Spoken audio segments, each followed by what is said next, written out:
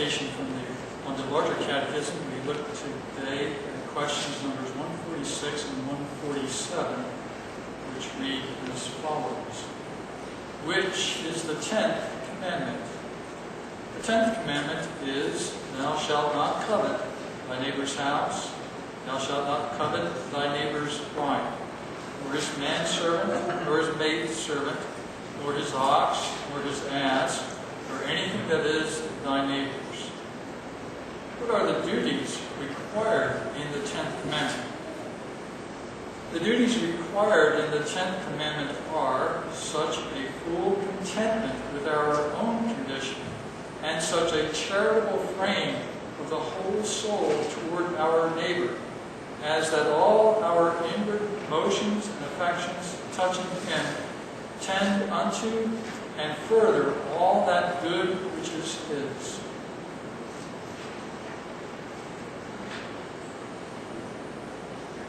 The 10th commandment, of course, brings to a conclusion our meditation on the 10 commandments, and what a commandment to conclude with.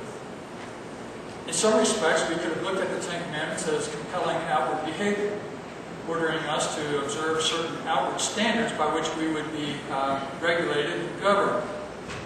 But here, the final commandment reminds us that God's law not only has to do with outward conduct, mere outward observance, but also has to do with our inward life, our feelings, our thoughts, our emotions, our desires. All of these things come under the purview of the law of God. In some respects, that sets the law of God apart from civil law, and that civil law really doesn't manage your thoughts or inward life. It's merely concerned with outward behaviors. Some religions also reflect that kind of civil approach and simply manage outward behaviors and don't especially address the inner attitudes of the heart. The 10 commandments focus on the heart. The heart is where the issues of life flow.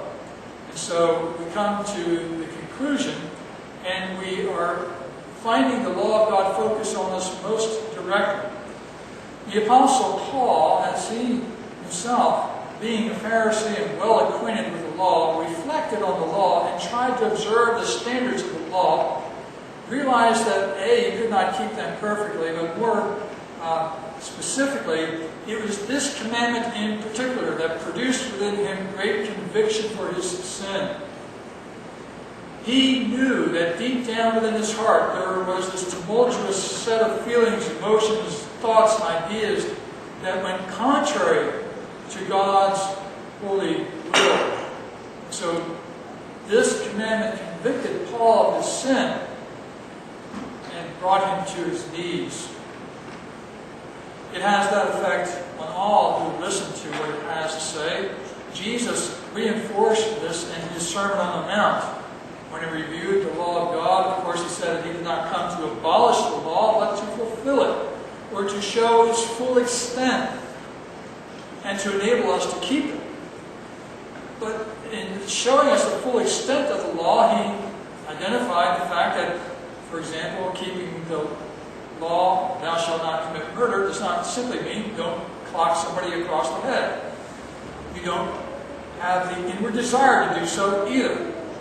And so the inner attitude was under consideration. When the law of God searches our hearts in these ways and examines us, who among us can say we are innocent, we are above fault? Who can say that I am living a moral and upright life, that I am perfect before God and acceptable before Him?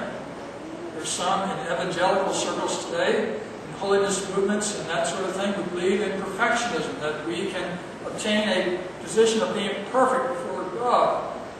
Not so. I think if you think about what goes on within your heart, you see that you fall far short of God's holiness, His righteousness, His perfection. And so, positively, the Catechism addresses our attention to this commandment as to how we should obey it. And one of the first things that the commandment stresses is contentment. Contentment with our condition. God in His sovereignty has placed you in the position where you are at. in your particular home, your particular community, your particular family setting, and all the rest of it. God has placed you in this position. And it might be very easy to look at your neighbor or somebody down the street or somebody across the aisle or something to that effect who's doing much better than you.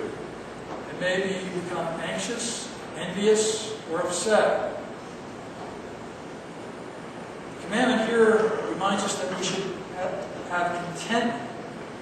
Be very content with what God has given to us. It is God's loving and gracious provision for us.